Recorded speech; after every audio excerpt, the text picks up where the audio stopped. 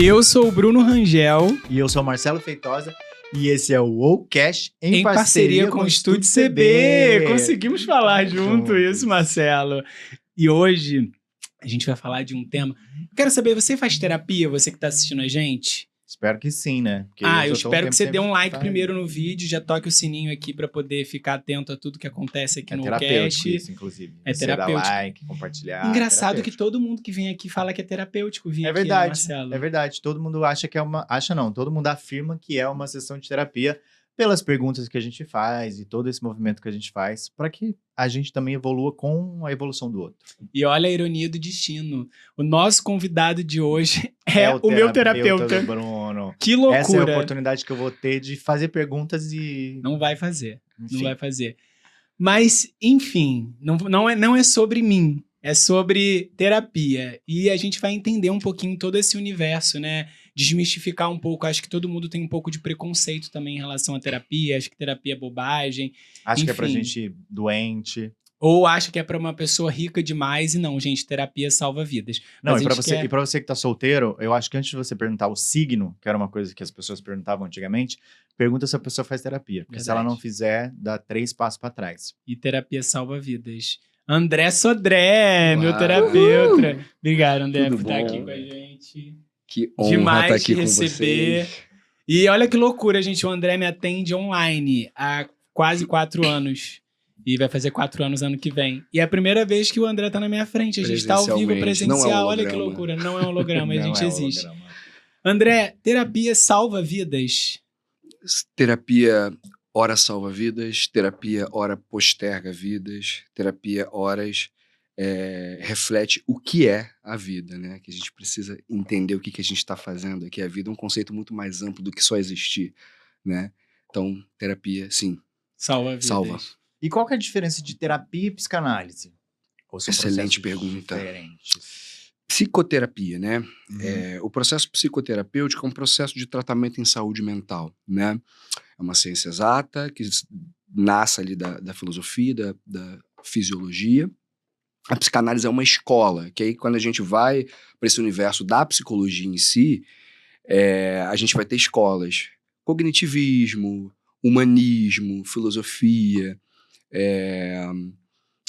A psicanálise é uma dessas correntes, é uma dessas escolas importantíssimas para esse processo do que a gente vai entender hoje de uma forma mais ampla como a psicologia e daí o processo psicoterapêutico. Né? Só que antes da gente começar a falar que o André é psicólogo, né? Porque ele já é psicólogo há quanto tempo? 12 anos você estava falando, né? Eu já perdi de vista já. E antes você já praticava psicologia antes de se formar psicólogo, não é isso? Já trabalhava na área, trabalhava com os psicólogos, assim, do serviço público da minha cidade. E você, além disso, é ator, cantor, que mais? Bailarino, artista. Trabalho com arte. Você acha que tem uma ligação, a sua skin artista com o jeito que você leva uma terapia, por exemplo? Sim, influencia muito. Eu acho que eu consigo ter mais ferramentas como psicólogo por conta da minha vida pregressa à faculdade de psicologia, né?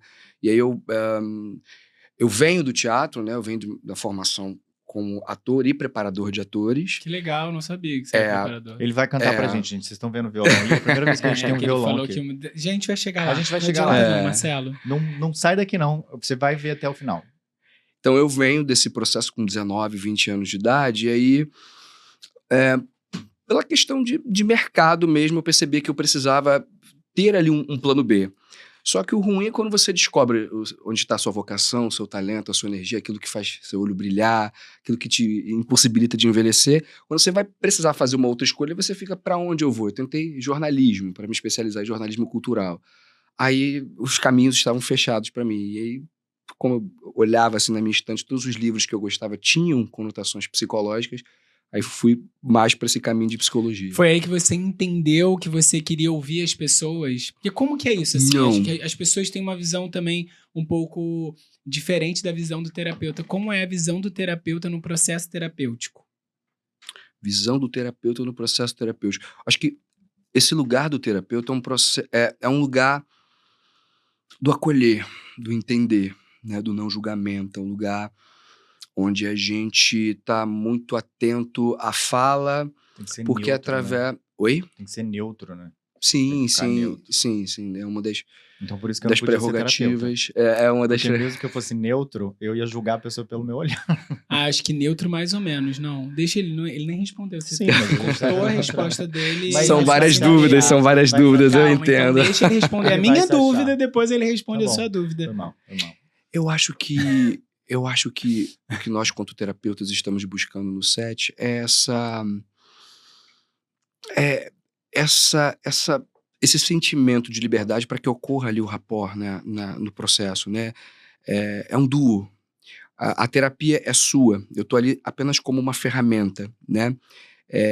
Mas acho que o que a gente vai buscar mesmo é se esse indivíduo se ele está seguro, quais são as questões que estão envolvidas na fala, né? Porque a psicoterapia é uma ferramenta para a gente trabalhar a saúde mental em sociedade, mas é um processo através do diálogo, né? Uhum. E só através desse diálogo que a gente tecnicamente consegue detectar os padrões de pensamento que esse indivíduo ele apresenta, os padrões de comportamentos, e aí a gente consegue ouvir, adquirir esses padrões e tratar esses padrões. E aí começa a magia do processo terapêutico, que é quando eu consigo, através da minha identificação desses meus padrões repetitivos, isso é biológico, isso é emocional, isso vem de alguma questão ligada à infância, isso é uma questão traumática ou não é uma questão traumática, né? Então, a magia da terapia, né, o efeito psicoterapêutico ao longo do processo, ele se dá a partir dessa constatação dos meus próprios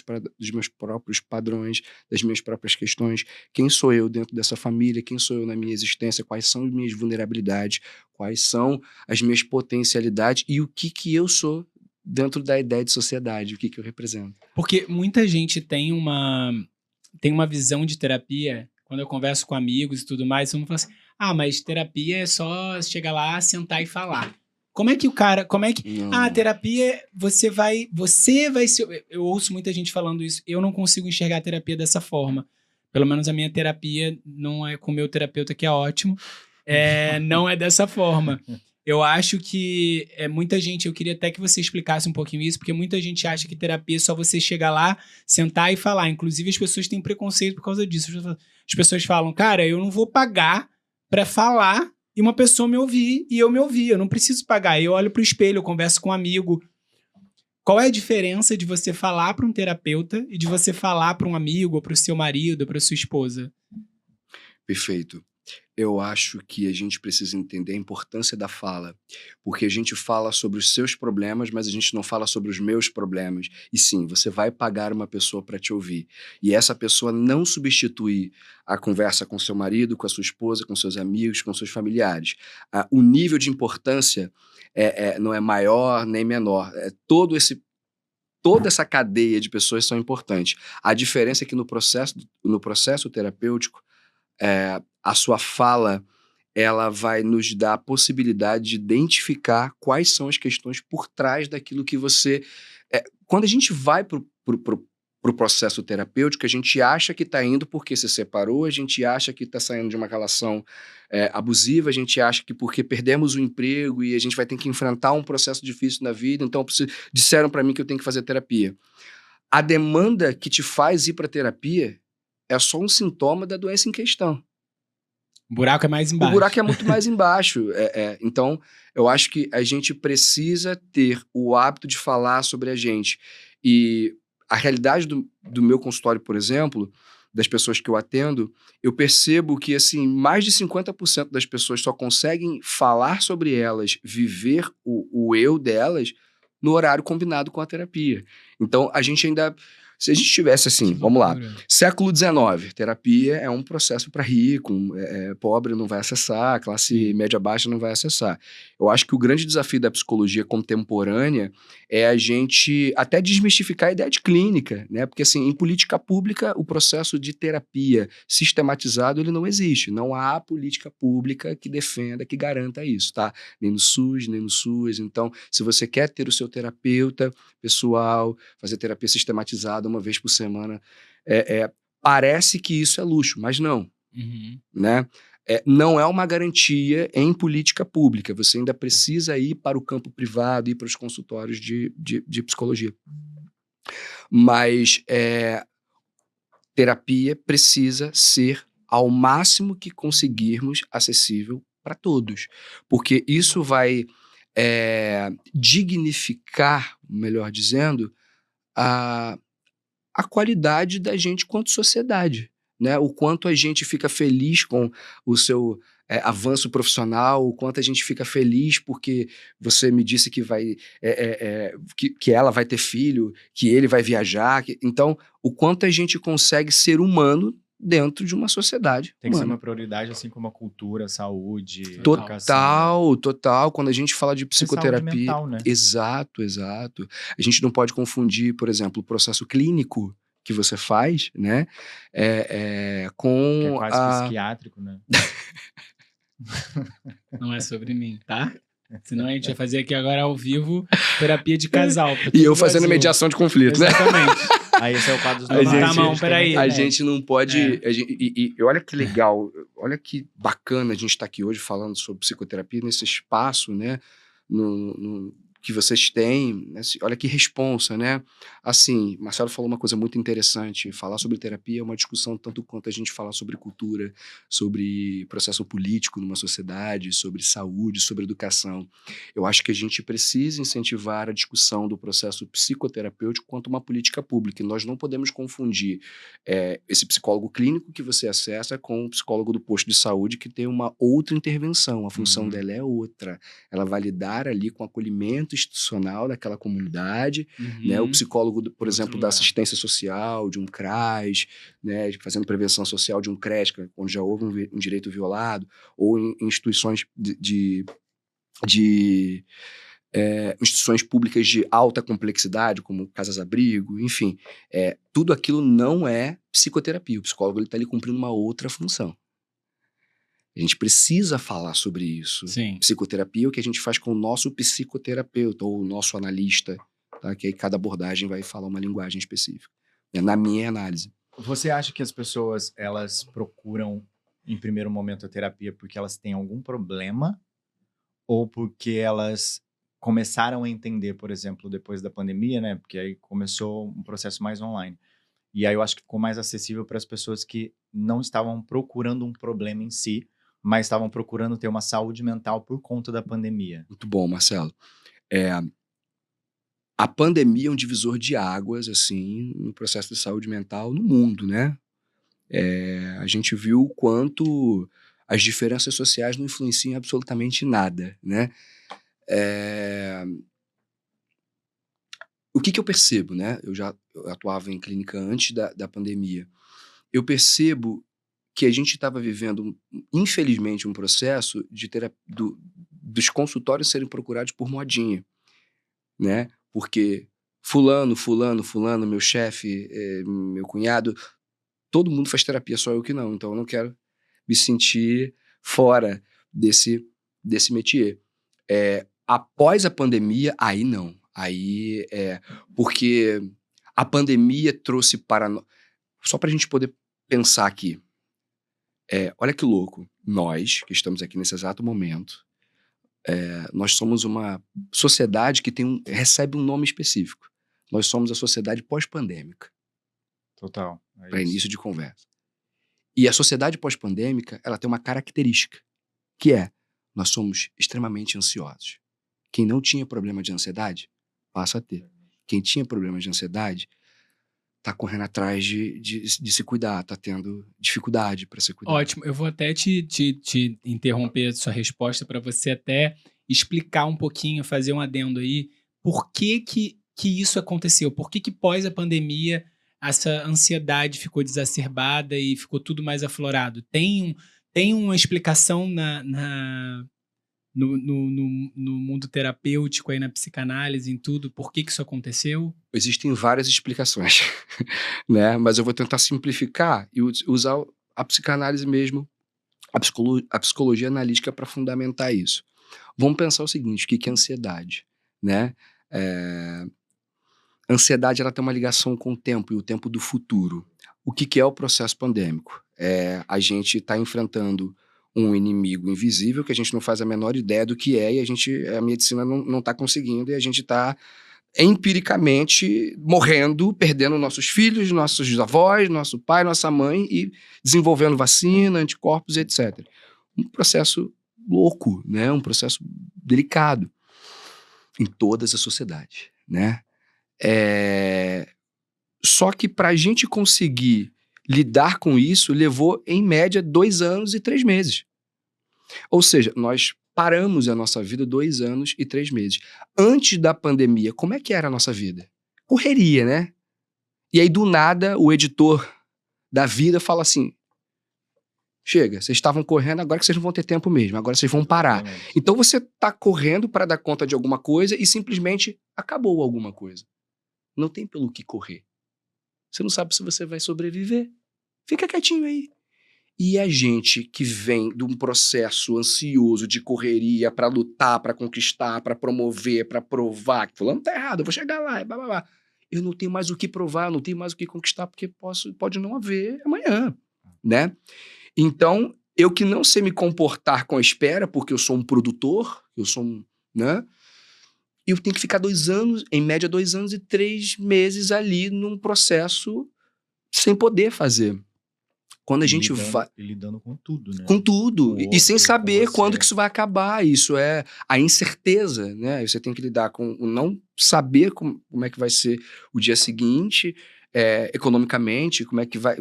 Enfim, né? Parou tudo. O número de suicídio aumentou, o número de Desconfiguramos, nós perdemos tudo que a gente conquistou. Assim, a psicologia Quebrou desde... tudo, né? Isso, a psicologia desde o século XIX. Então, mas eu ainda não entendi por quê. Vou chegar lá. Tá. É muito bom, porque aí a gente vai para vários caminhos. Você vai ser meu retorno aqui. Bruno, pensa o seguinte: se o processo ansioso é, na verdade, uma inadequação com o tempo, ansiedade eu estou em dificuldade de estar no presente porque eu estou muito no futuro. Tá? A pandemia, ela retira da sua relação com o tempo 2 anos e 3 meses aproximadamente. E do nada... pode voltar a fazer tudo normal, tá? Vambora. Só que você tá sem 2 anos e 3 meses. Você que não sabia parar, agora você não sabe para onde ir. A criança que tá em casa, ela passou 2 anos. Ela foi da primeira série A ou a primeira série B para a segunda série A ou segunda série B. Online, sem interação social. Ela viu nascer mais um menino na família, porque os pais... Quantas coisas crianças nasceram nesses 2 anos e 3 meses? Nossos avós, nossos pais faleceram. E aí, gente, ó, o pique voltou, tá? Valendo! Lembra do Gugu? Valendo! Eu valendo pra onde? O que eu vou fazer agora? Então, como é que essa sociedade pós-pandêmica não é cheia de questões para cuidar, né? A principal característica, como a gente está falando de questões relacionadas ao tempo, a principal característica é a ansiedade. Isso de uma forma... Isso vamos falar de inconsciente coletivo. Tá todo mundo aqui tentando recuperar, né? Mas aí, individualmente... E você... Não, você não vai perguntar mais. Não é isso, não é isso, Agora não. é minha vez. Sabe o que eu ia pedir para ele? Eu ia pedir para você até... Qual é uma ferramenta rápida para quem tá assistindo a gente que sofre de ansiedade, que ela consiga sair da roda da ansiedade, assim? Qual é a dica que você dá para quem tá assistindo a gente, que tá passando por ansiedade e que, sei lá, essa técnica é uma técnica infalível que vai ajudar? Sem ser com aquela coisa de respiração, aquela coisa que todo mundo já sabe, mas assim, psicologicamente mesmo. Perfeito. Vou fazer melhor. Se você já tem o diagnóstico ou você está tratando a ansiedade, então você já sabe que você tem uma inadequação com o tempo. Só que você é um sujeito físico, você está dentro do seu corpo, tá? Você é alma, energia, você está dentro do seu corpo. Você vai reparar que você sente muitas dores nas pernas, você vai reparar que você fala muito rápido, que você anda... Cada passo seu parece que é um dinossauro andando, né? Parece que tem mais peso do que o seu corpo possui. E tudo isso são sintomas da ansiedade no campo físico. A melhor medicação que a gente pode, às vezes, ir numa drogaria, a gente tem medicações dentro da gente. Ele falou o exemplo da respiração. Para além da respiração, acho que tudo começa na respiração, não tem como não falar da respiração, né? Primeiro ponto, oxigenar o cérebro.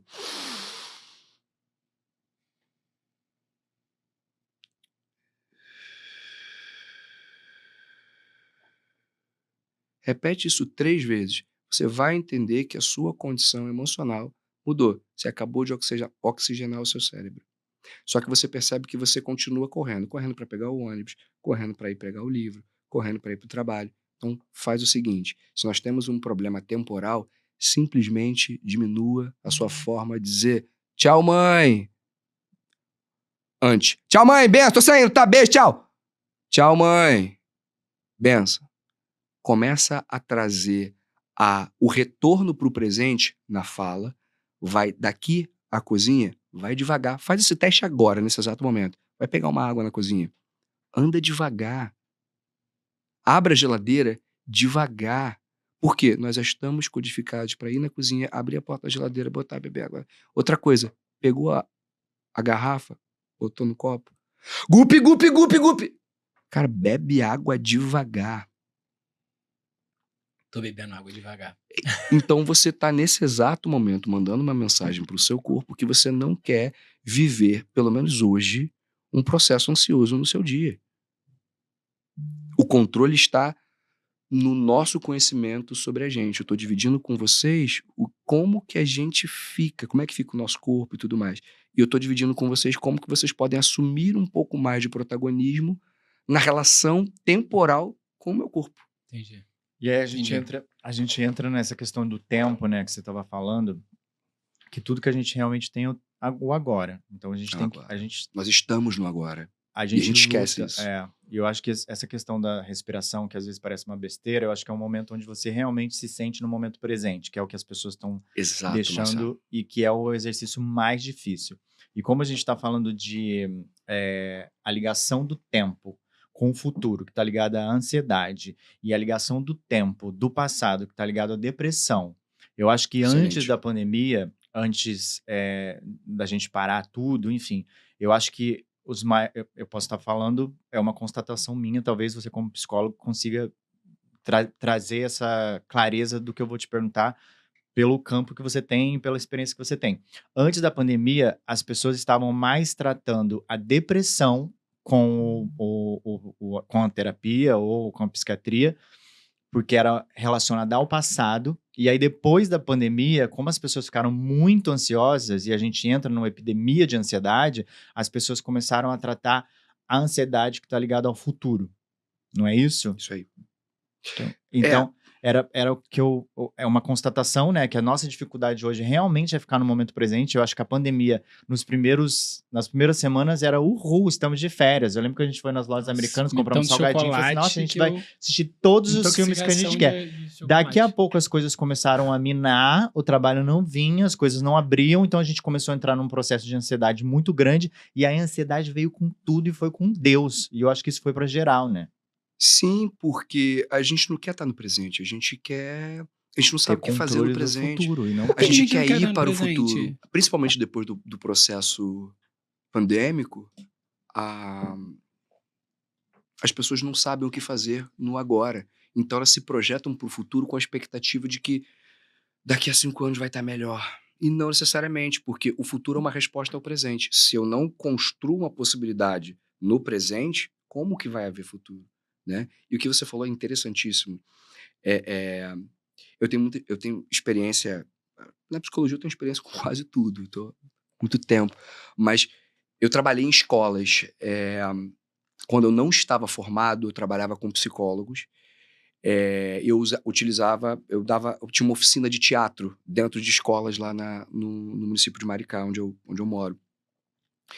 E em 2017, 2018, era assim, uma realidade muito delicada nas escolas, porque depressão,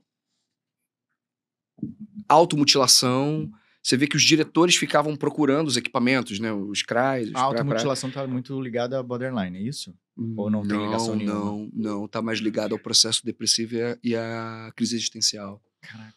E a mudança de condições familiares, de vida, transição de fase da fase da infância para a adolescência ou da adolescência para a fase adulta. Né? Porque a adolescência, Eu sei que vou abrir várias abas, mas acho que essa é uma curiosidade, inclusive para quem vai ser pai e para pais que estão tendo adolescentes em casa, para entender que a adolescência é fisiológica, né? O cérebro começa a aumentar Isso. e se movimentar. Isso. E eu acho que quando os pais entendem isso, fica muito mais fácil não surtar com um adolescente rebelde em casa, né? Ele consegue entender que ele tá tendo aquilo Fisiológico, por conta que é o corpo dele que tá mudando, assim Sim. como o hormônio também, né? Sim. Você abriu uma outra aba. Uma aba gigante, O que eu sei. consigo dizer... Abrindo um monte de aba aqui na Não, cabeça do mas André. muito interessante, Sem fim. assim. Isso aqui, Eu vou te dar uma resposta sobre essa pergunta e vou voltar para outra, senão eu vou esquecê-la. Tá. Sobre o processo da adolescência dos adolescentes, a gente que é adulto tem que se preparar. A gente que Não é é o pai, a gente adolescente que tem... Não é o adolescente está chegando aqui agora. É. A gente precisa entender, Piaget, um dos maiores do desenvolvimento humano, um dos maiores teóricos do desenvolvimento humano, ele estabelece ali aquela percepção de que existe a infância, né, de 5 a 11 anos mais ou menos, e tem características para você entender aquele sujeito como uma criança, né? Que é a necessidade de sentir prazer exacerbada, ele não pensa muito no outro, ele só pensa nele, não é que ele é individualista, é porque ele está experimentando o mundo. Então é prazer, batata frita, Coca-Cola, o melhor parente é meu tio que me traz chocolate. Aí eu pago sua escola o ano todo, seu cachorro. Meu tio, eu quero meu tio. Porque o tio faz o que ele quer. Adolescência. A adolescência tem uma outra característica, né? E ela também é psíquica. A infância começa aos 5 anos de idade, quando eu recebo a consciência de que meu pai, minha mãe, isso é meu quarto, aquele ali é meu irmãozinho.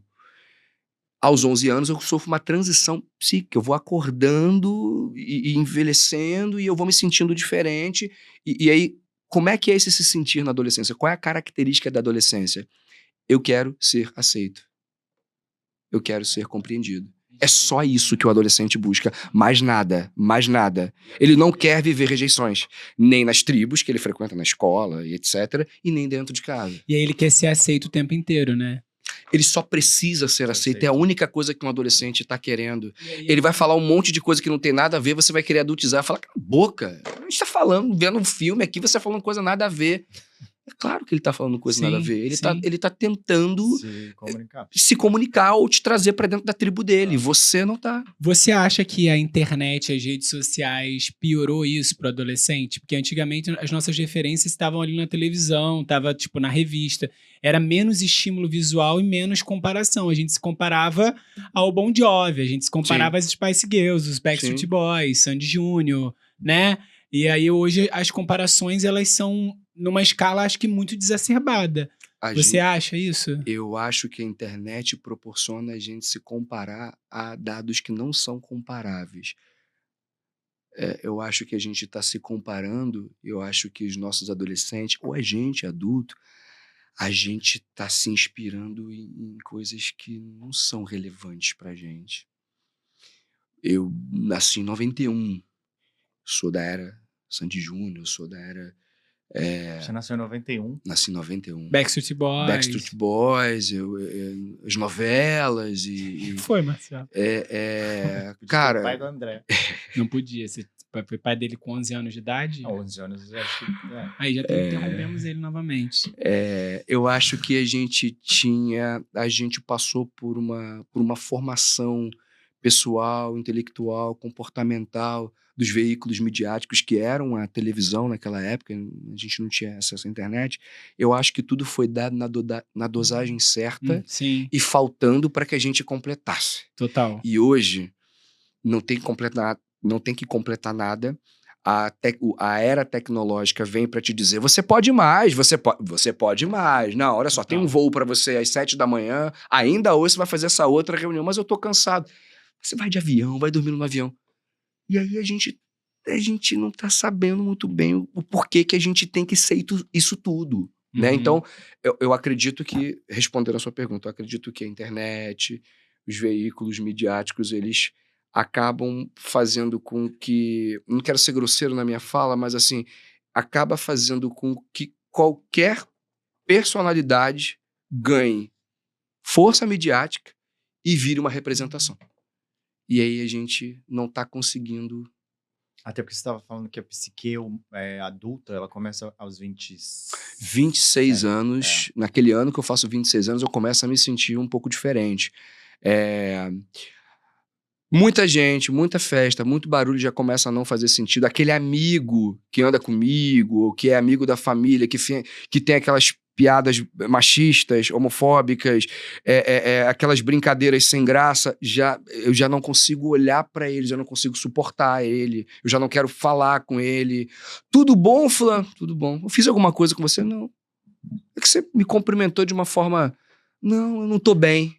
Eu não sei te explicar que eu não consigo mais te suportar, porque não faz sentido. O processo de adultização, ele vai... E Caraca, isso é é emocional, eu não legal isso. mudo. Eu não tenho gerência sobre isso, eu não tenho culpa do porquê eu não consigo mais.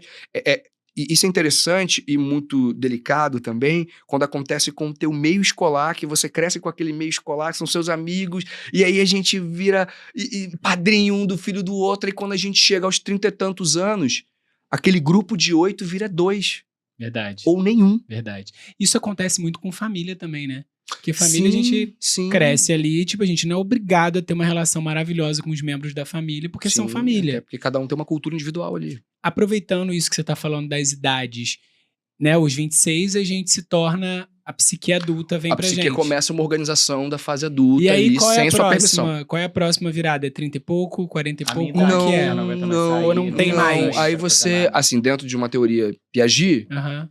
é isso, você é adulto. Aí a gente vai olhar outros teóricos e a gente vai falar, por exemplo, sobre a terceira idade, que vai chegar ali Que é a sua, já. os... É idoso, né, né? Marcelo? Que aí você começa a se sentir um pouco... A sua perspectiva de vida começa a ser influenciada. Isso aqui já não é mais pra mim. Por quê? Porque eu não tenho mais tanto total. tempo. Coisa que nós, que somos jovens aqui, a gente já não consegue pensar. Você acha que a gente, quando vai ficando mais velho, a gente vai tendo mais... Pelo menos aconteceu isso comigo, né? É normal, com o tempo, a pessoa ela entender mais a finitude? Acho que essas escolhas vão mais... Porque o cérebro vai preparando, fazendo você entender que a finitude existe, que você não é jovem pra sempre, ou que você não vai viver pra sempre. Eu acho que por experiência, assim, depois dos 40, que é o que o Bruno ainda vai sentir, porque ele tá com 38, eu já arredondo pra 40. Agora eu tenho 38, né, Marcelo? Gente, 38 não é 40? É. É porque viu? Marcelo fala qual a idade do Bruno? 40, não, eu tenho 38 anos. 38. Faltam Ele 2 fala anos. isso que ele tem que é 45. E o que eu tenho falado, e que é o que ele vai perceber, e você também que já passou dos 40, é que não existe mais a possibilidade de você não fazer boas escolhas. Você já passou por uma caralhada de merda que você já fez, que era necessário para aquilo. Inclusive, eu lembro, olhando para o meu histórico, entendendo nesse podcast com você, que 27 a gente já não quer mais sair como saía. Você tem 1 ano de adultização psíquica. Então aos é 27. isso. Porque depois eu já não Mas você aguentava. só tem 1 ano. É. Você já não tem 1 ano, você só tem 1 ano. Você tá falando de uma perspectiva dos 40. E tem uma Uhum. questão interessante que depois eu vou falar. Dos E aí 40? Porque aí nos 27 eu já começo a mudar o meu sistema de... Peraí, o que eu tô fazendo? E daqui pra frente, o que eu vou fazer? O que falta? E aí eu fui casar com 34, coisa que eu nem imaginava que aconteceria. E agora, depois dos 40, porque eu já tô com 45, é o que eu sempre falo. Se eu for contar que são 90 anos, em média, eu tô na metade dessa caminhada. Então, daqui pra frente, eu não posso mais fazer escolhas erradas. Do que eu como, o que eu vejo, o que eu falo, o que eu assisto, as pessoas que eu tenho na minha vida, as questões que eu tenho, que eu antes falava assim, sério que eu tenho que lidar com isso? Hoje em dia, já não tenho que lidar nada. Justamente pela minha saúde mental. Mas era só essa aba mesmo. Eu pensei que você ia fazer uma pergunta depois. Não, eu só queria falar dos seus quase 40 mesmo. Mas ele ainda vai dar a constatação dos 40. Era isso que ele queria fazer. Tem uma coisa que com certeza... Não, o André vai dar a constatação dos 40. dos 40, perdão. Tá, vou falar rapidinho. Assim, você falou dos 27 ali. Talvez essa preocupação seja do menino... Talvez isso que você relata seja especificamente do menino Marcelo aos 27. É uma experiência muito pessoal tua. Você fala que se você se casa aos 34 e tudo mais. Aos 27, a última coisa que você tem é esse pensamento altamente reflexivo que você apresenta porque você já está, né, sentado na cadeira, né, dos 40 anos. Agora, é muito interessante que as etapas, né, 10, 20, 30, 40 anos, 50 anos, todas essas etapas, vamos colocar a culpa no zero, né? Todas essas etapas de vida finalizadas em 10, é como se você começasse a ficar um pouco mais reflexivo sobre a etapa que você tá e a etapa que você vai viver. Quando você fala desse lugar de 40 anos, e você fala, é como se a sua fala eu não posso mais errar. Erro é para você o que certo se parece para mim. Então é muito subjetivo, né? Você tem que errar. Você deve errar. Na verdade, Só que mais sobre as escolhas que eu sei que hoje eu consigo entender quais são as certas e as não. Por exemplo, que foi o que eu falei, sobre o que eu vou comer. Eu já sei que a minha alimentação saudável é o que me salva hoje. Eu não posso voltar a comer fast food como comia antigamente. Eu não posso dormir como eu dormia pouco antigamente. Então, são sobre essas escolhas. Perfeito. Errar, eu sei que eu vou errar. Eu sou perfeito, eu não erro. Tanto Então... que eu nem faço terapia por conta disso. Eu nem erro com o Bruno, tá tudo certo. Então, a gente pode dizer que o Marcelo... É perfeito. O Marcelo ele chegou à conclusão de que aos 40 anos ele não pode... viver escolhas que desrespeitam o que ele se formou para chegar até aqui. Porque você tem licença poética para acertar e errar, mas que talvez não caiba mais aos 40 anos você tomar decisões que era de um Marcelo de 20, de um Marcelo de 30. Comer aquilo que você vai passar mal, porque você está fazendo isso. Aí pode ser um desrespeito. Eu acho que estou tentando organizar aqui. Sim, eu acho que tem muito lugar de que é aquilo, né? Acho que com o tempo a gente sabe muito o que a gente não quer mais. O que a gente não quer mais, Exato. É isso aí. Isso é fundamental. O que a gente quer, a gente muda o tempo inteiro. Exatamente. Mas o que a gente não quer, a gente sabe. Eu preciso saber. E aí vem muito de encontro o que eu ia te perguntar agora, que é até em relação a por que às vezes a gente sempre busca em relacionamentos, seja relacionamentos amorosos, seja relacionamentos de amizade.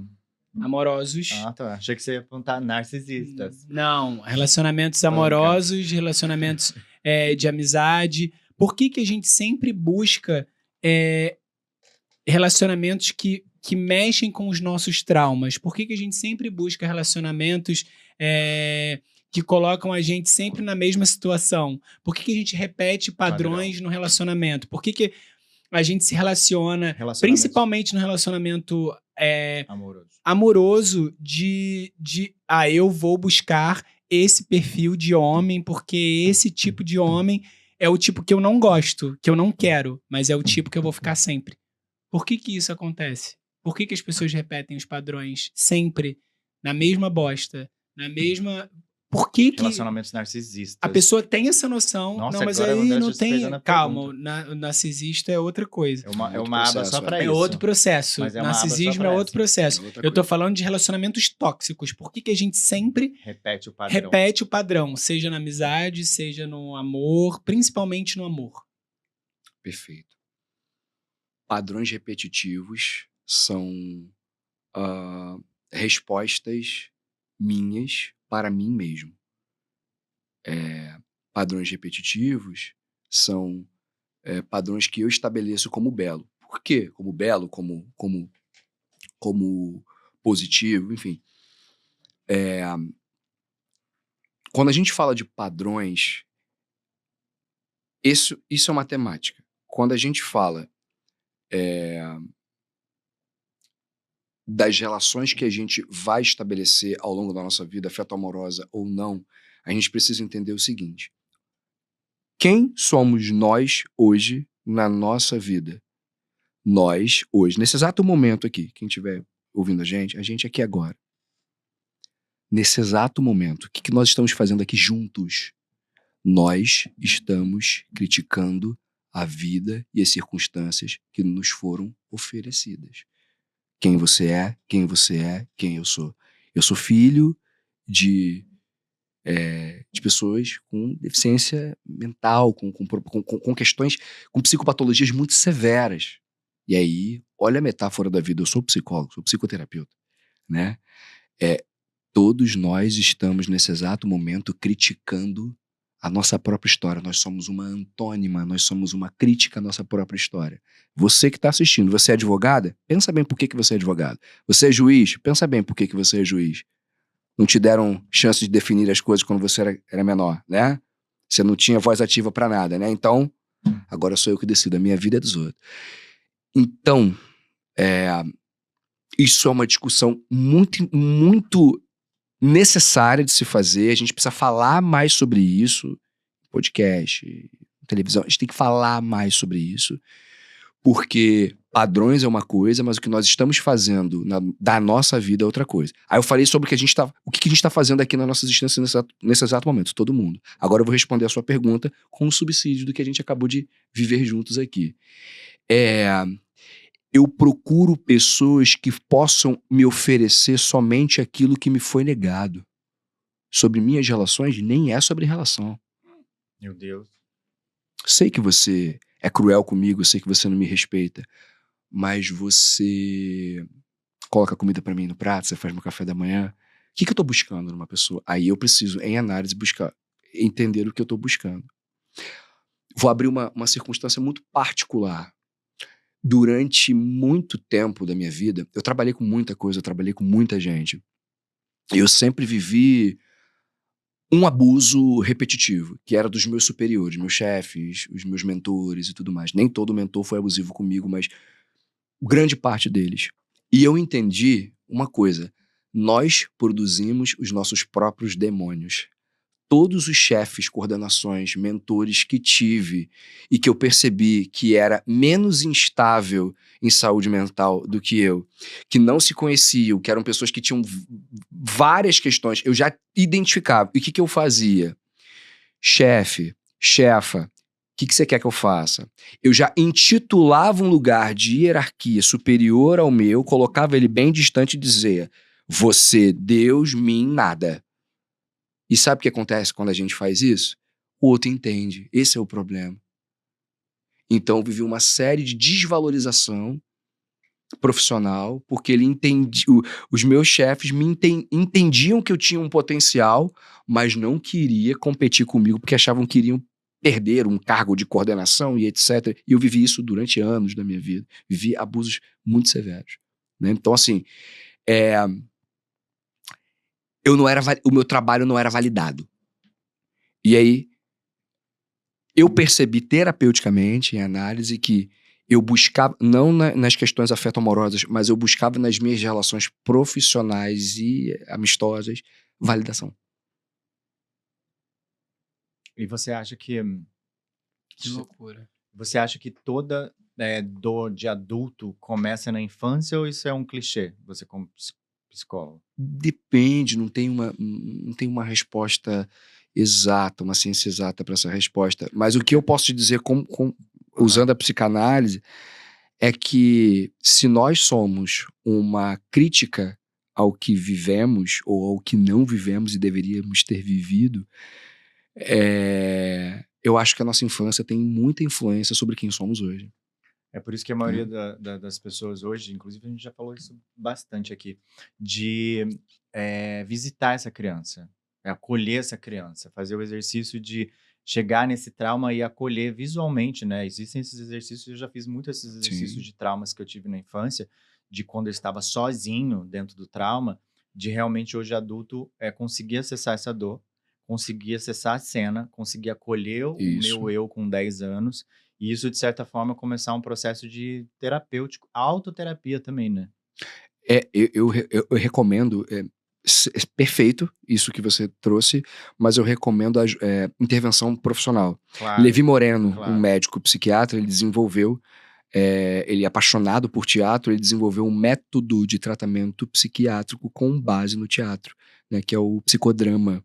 Eu uso muito isso quando eu sou contratado para empresas públicas ou privadas para trabalhar terapia em processo coletivo, que é basicamente, no coletivo não é assim, mas quando eu preciso usar técnicas morenianas ou no set terapêutico, quando há necessidade, né, no consultório e tudo mais, E é exatamente essa condução, que você consiga, através de interpretação, através de atividades mentais, né, ou físicas em cena, você consiga conversar com a sua criança. Isso na verdade, o processo terapêutico consiste que você tenha esses diálogos com essas faixas etárias mesmo. E você acha que os ciclos realmente mudam de 7 em 7? Porque, por exemplo, a gente estava falando dos meus 27, né? E aí, 7 anos depois, eu me casei. Eu não fiz a soma depois dos 34, mas provavelmente alguma coisa aconteceu nesse espaço de tempo. Porque, assim, olhando, né, no 7 anos até os 7, a gente entra no colégio, aí a gente tem os primeiros amiguinhos de colégio, que a gente está na primeira série, e depois dos 14 já mudou completamente, já não são os mesmos amiguinhos. Então, na vida social e na vida profissional, mental, enfim, espiritual, eu acho que tudo muda realmente depois dos 7 anos por experiência própria. Mas eu não sei se isso a psicologia também explica que realmente Não, vai... nós não temos pesquisa em nenhum lugar Então, falando isso sou desse eu 7. dizendo. É uma ligação muito Só- individual que você tem com Sim. o número e tal. Sim. E tem uma coisa também em relação a términos de relacionamento, de ciclo, né? Eu Difícil. percebi nesses últimos anos na internet muita gente falando sobre términos de relacionamentos de amizade, né? Que as amizades também terminam e tá tudo bem aquela amizade terminar. Você acha que as pessoas não têm muita coragem de deixar ir algumas amizades ou algumas relações por apego ou por amor? Como que a gente consegue identificar? Por que eu tô te falando isso tudo? Como é que a gente consegue identificar? Primeiro eu tô falando isso porque eu escuto muito também amigos falando, né? Tipo, essa pessoa tá saindo da minha vida e tá tudo bem. Sim. Tem gente que não consegue deixar a pessoa sair por apego ou por amor. Como que a pessoa consegue identificar quando é apego ou quando é amor? Seja num relacionamento de amizade ou até mesmo num relacionamento familiar mesmo que faz mal, né? Não é porque é família que você tem que ter aquela pessoa perto. Ou num relacionamento amoroso? Bruno, acho que quando a gente fala sobre relações amorosas, amistosas, a gente tem que consultar o eu, porque eu quero sair da sua vida, tem algum motivo. E aí já está explicado por que eu preciso sair da sua vida. Né? Nosso ciclo acabou porque eu tô precisando. Não sai, eu preciso de terapia. Não, você...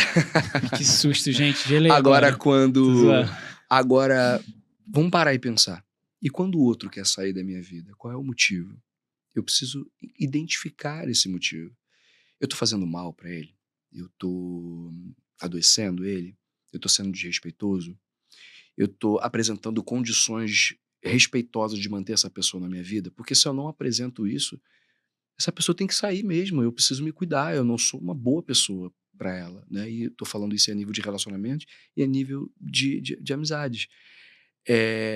Mas acho que você traz um adendo que é quase que beira a dependência emocional. Né? Acho que vai mais para esse caminho.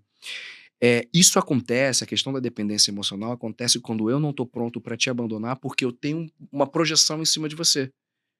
E aí não pode ser sobre amor, porque se você me diz que quer sair da minha vida, eu falo, não, e como é que eu vou ficar? Eu estou dizendo, dane-se. Fique, mesmo que você não esteja feliz, fique. Então, não há um processo amoroso, há um processo de dependência, há um processo doentio e você precisa rever, você precisa identificar que projeção é essa que você faz a esse marido, a essa esposa, ou esse amigo, essa amiga que está tentando sair. Ninguém sai da vida de ninguém porque está afim. Não. Nunca é porque está afim, é sempre porque precisa. Porque você está em dúvida. Entendi. Não, gente, não é isso. É porque ele fez uma constatação. Em relação a gente tá bem certinho, que eu já levei muito pra terapia a nossa relação. Tá tudo certo. Nunca esteve tão certo. Mas em relação a... Porque eu ouço isso muito. E nos últimos tempos eu vi muito, inclusive a Fê Paz Leme fez um vídeo maravilhoso no canal, cada um dela é maravilhoso, gente. Sensacional. E ela fala sobre isso, sobre términos de relacionamento. Muitos pacientes, inclusive, falam do canal dela na terapia. É muito terapêutico o canal da Fernanda. Inclusive, a Fernanda tá pra vir aqui.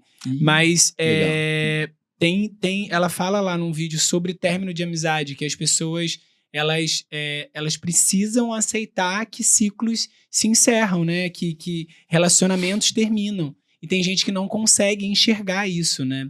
É por isso que eu queria entender de você qual é a diferença entre um relacionamento de apego, como identificar o apego, como identificar o amor, por que que a gente não desapega.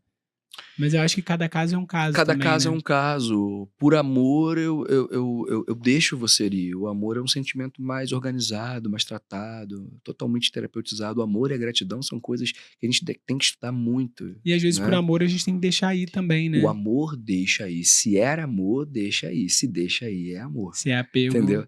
Exato. entendi. Eu acho que o apego é o sentimento que menos transita nessas relações, nessas hipóteses que você está trazendo. Eu acho que cabe o amor, e eu entendo que eu não sou bom, eu não sou bom nesse momento com os problemas que eu enfrento em mim, com as minhas indecisões, para estar com você. Ou eu não tô pronto para que você saia da minha vida e, por favor, não, não, não. Aqui há uma dependência. Entendi. E aí a entendi. gente entra numa aba que é muito importante, que as pessoas têm falado muito sobre narcisistas, né? Tá em alta, né? Tá em alta na Sim, internet, tá no e Instagram. falar Em sobre alta. isso é muito delicado. A gente tem que ser muito responsável para falar sobre Não. isso. Então, Mas solta a bomba, Marcelo.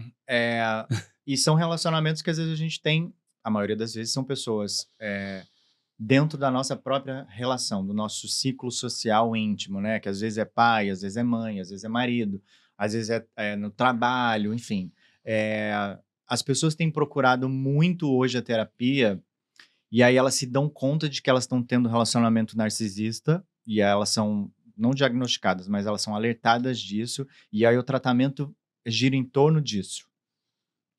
Da potencialização desse sujeito que está vivendo algum tipo de violência emocional. E aí como que...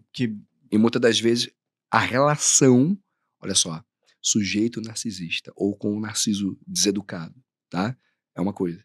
Uma relação narcisista, ela tem vários princípios, inclusive o duo. Sim, até porque a pessoa pode chegar pra você achando que ela tá tendo um relacionamento narcisista. Com um sujeito narcisista, e na às verdade vezes ela que é precisa... narcisista. Exato. E às vezes é a pessoa que é mais narcisista do que o próprio narcisista que ela acha que é narcisista, né? E isso é muito comum. Por isso, quando você começou a falar sobre isso, eu falei, eita, aí vem um lugar delicado para se falar. Porque nos consultórios, no consultório, eu bato muito eu trabalho muito com isso. E é muito delicado, né? Você ter que acolher uma vítima e também potencializar essa vítima, mas mostrar para essa vítima o quanto que o narciso dela também é deseducado. Exato. E o quanto que o processo de adoecimento do outro gera nela uma crise. Depois, surto. E aí depois, ele é o errado ou ela é errada. Nós estamos errando com isso aqui. Sim. Né? Todo mundo tem um narciso dentro de si? Todo mundo tem narciso. Ele pode estar educado ou não. Até porque pela mitologia grega você sabe quem foi Narciso, né? Não. Eu adoro o perfume Narciso Rodrigues. Uma piada. André, tem uma coisa assim no processo... Acho que existem várias ferramentas no processo terapêutico, né? Pra gente sair de uma depressão ou pra gente se autoconhecer. E você, como músico, a música também tem um papel gigante na sua vida, né? Na minha vida, sim. Como, antes de falar um pouquinho da música no processo terapêutico, eu queria entender como que você consegue encontrar aí o meio do caminho, porque você é músico e ator e terapeuta e psicólogo, né? Como que você encontra esse equilíbrio na sua vida mesmo? Eu acho que a minha vida é isso, entendeu? É poder ser psicólogo, é poder fazer meus shows. No teatro eu tenho trabalhado muito menos, quase nada, né? Como ator, né? Como preparador de atores também. Eu tenho trabalhado muito pouco. Hoje eu me dedico bem mais ao consultório e bem mais aos shows, né? Uhum. Pelo Rio de Janeiro, que eu toco. Sim. Pelo Rio de Janeiro.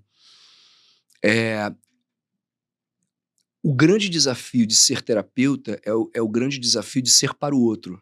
Eu hoje, que Freud não me ouça, né, porque ele era contra isso, mas eu faço, em média, 14 horas de atendimento nos dias que eu estou trabalhando.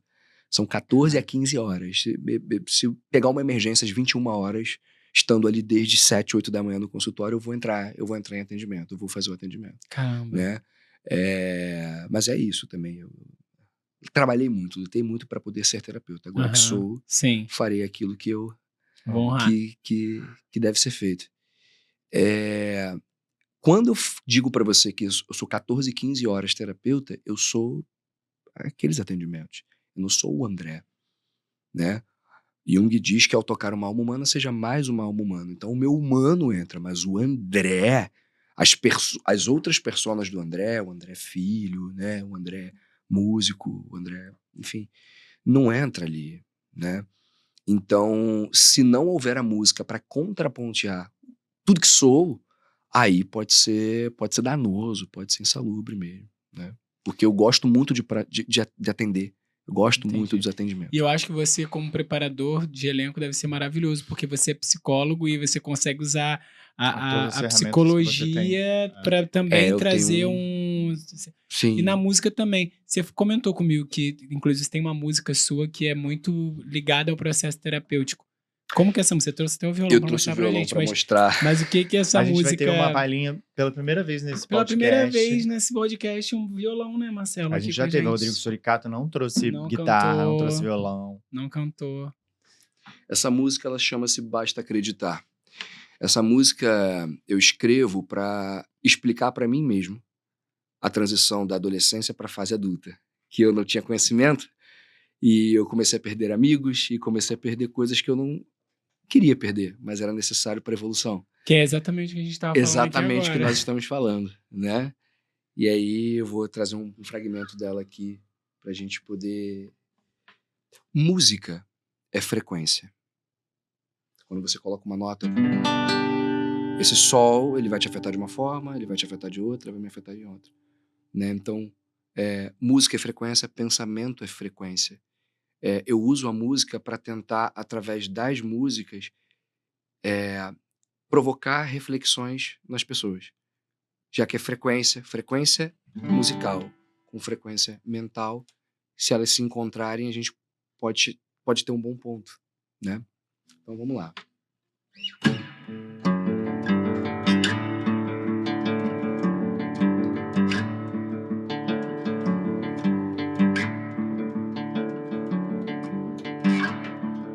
Estar perto dos amigos, viver sempre sorrindo, o tempo passa, não vai dar para ser sempre assim. Alguns tomam postura e outros mudam sempre pra pior. Mas a tendência é mudar, todo mundo vai mudar quando a hora chegar. Mas e se tudo mudar? Mas e se a vida mudar? O tempo passar e me exigir? Mas e se o roubo, a ignorância pela falta de esperança se tornarem a moda? E se o que é certo for errado, as cobras com medo de ratos, como vai ser? Mesmo que os meus olhos mudem de cor, mesmo que os meus sonhos percam seu valor, pois basta acreditar e sentir você é meu maior presente. Mesmo que as estrelas sumam lá do céu, mesmo que as letras fujam do papel, pois basta acreditar que sorrir e correr é estar vivo. Se o universo que prepara tudo a seu favor te colocou no planeta vida, me diz pra que reclamar de tudo. A paz está presente em tudo que isso tem valor. É o substantivo da vida, é o que dá nome às coisas e ao sentimento.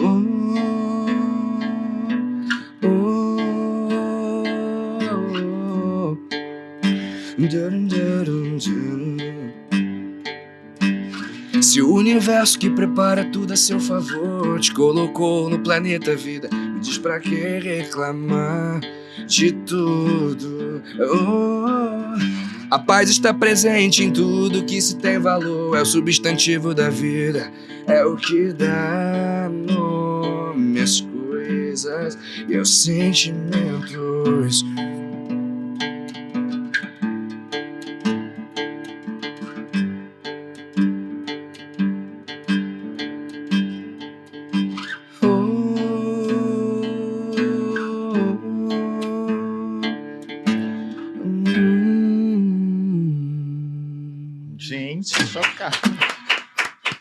Olha, gente, eu não A perna sabia. tremendo aqui, Meu porque a terapeuta. perna tremendo aqui embaixo, porque Gente, que música linda, sério. Muito A linda. Basta melodia e a acreditar. letra. A melodia, a letra e a sua voz também. Nossa, e sua voz é maravilhosa. tá, Eu não ainda sabia. tá Gente, ruim. eu faço terapia com ele esse tempo todo, eu não sabia. Agora o Bruno vai ficar pedindo pra você cantar Falar, em eu vou começar toda minhas sessão. sessões de terapia e falar assim, André, rapidinho, canta pra mim essa. Parabéns pela música. Obrigado. Foi querido. isso. Parabéns pelo seu trabalho incrível, a letra é sensacional, a melodia é sua também. Sim, Nossa. eu componho com um grupo de amigos da adolescência mesmo ali. E hoje a gente tá, inclusive, ano que vem a gente vai colocar tudo no Spotify. Ah, que tudo legal, legalizado. demais. E é engraçado, né? Porque se eu ouvisse essa música saindo da adolescência, eu ia ouvir ela de um jeito. E aí agora com 38 eu escutei ela de um jeito. Com certeza eu não teria 40 escutado, isso, né? exatamente 38, né, isso. Marcelo? Você 45 deve ter ouvido mais diferente ainda. Gente, e Obrigado. deixa um recado aqui, André, pra quem tá assistindo a gente e que tá na dúvida se começa a fazer terapia ou não. Dá um recadinho pra essa pessoa que tá na dúvida, que tá passando às vezes por momentos difíceis, ou não também, ou que acha que a vida tá maravilhosa, mas que precisa de terapia. Todo mundo precisa, né? Eu gosto muito do simbólico da vida. Então eu vou trazer um simbolismo. Quando a gente quer comprar uma estante nova, alguma coisa, a gente vai até a loja, a gente escolhe, a gente faz a aquisição, quando chega em casa vem um manual de instruções e a gente monta, ou o montador monta, tanto faz. Eu gosto de montar as minhas coisas, eu gosto dessa experiência empírica. Vamos pensar o seguinte, a gente chega aqui na existência, não te dizem quando você vai nascer, como você vai nascer, em qual família você vai morar, viver, o que você vai fazer da sua vida. Então, nada é determinado, não existe um manual de instruções. O aparelho humano, né, o corpo humano, a psique, as emoções, nada tem material nada tem manual. A possibilidade de fazer terapia é uma possibilidade de você entender quem você é, entender de onde você vem, as suas questões biológicas, ancestrais, enfim. A possibilidade de fazer terapia é uma possibilidade não de construir um manual de instruções, mas não de descobrir se tem um manual de instruções, mas de construir um para você, né? A gente precisa de manual para tudo. Não existe manual para humanos porque somos subjetivos, complexos e mutáveis, mas a possibilidade de fazer terapia é uma possibilidade de não se constatar sozinho. É uma possibilidade de entender que aquilo que você tem vergonha pode ser a sua maior potência. Aquilo que você acredita que pode ser a sua maior potência pode ser algo que esteja te machucando, te ferindo outras pessoas e etc. Eu acho que se você pode hoje, né, lembrando, no século XIX não era acessível para todos. Hoje, se você pode fazer terapia, se você pode se organizar temporalmente, financeiramente, invista não no terapeuta, mas invista em você. Porque quando você paga a sua terapia, você não está pagando uma pessoa, você está pagando você mesmo. Há um retorno, né? Ele é um profissional, ele precisa comer, beber, se vestir, etc. Então ele precisa cobrar pelo valor, mas é muito importante que você entenda que você não está pagando alguém, você está investindo em você. Porque o processo terapêutico é sobre você. O terapeuta é uma ferramenta, e somente. É tudo sobre você. Né? As descobertas são tuas. Então, em vez de ficar teorizando muito, eu prefiro ser mais direto, porque pra gente viver numa sociedade do jeito que se instala, né? Onde a gente abre um consultório de psicologia, não é pro abusador, é pra vítima. O abusador nunca vai entrar lá, né? A não ser que tenha uma ordem jurídica, né? E aí o juiz mande ele para aquele consultório. Mas, tirando isso, se você não quer fazer terapia por você, que você acha que você tá analisado, tá bem, faça pelas pessoas, para se proteger das pessoas, porque a nossa sociedade está doente. E a sociedade, e as pesquisas, né, de várias universidades, elas mostram que mais de Na verdade, é 80% da população mundial, eu não estou falando de Brasil, da população mundial é adoecida. Então, às vezes, você fazer terapia, você vai se enquadrar nos 20%. E é solitário ser esses 20%. Porque, às vezes, 20% numa turma, numa sala de aula, é você e você. Às vezes, 20% na sua família de 30 pessoas é você ou nem você. Né? Então, cuidem-se. Cuidem-se. Façam terapia, gente. Façam terapia.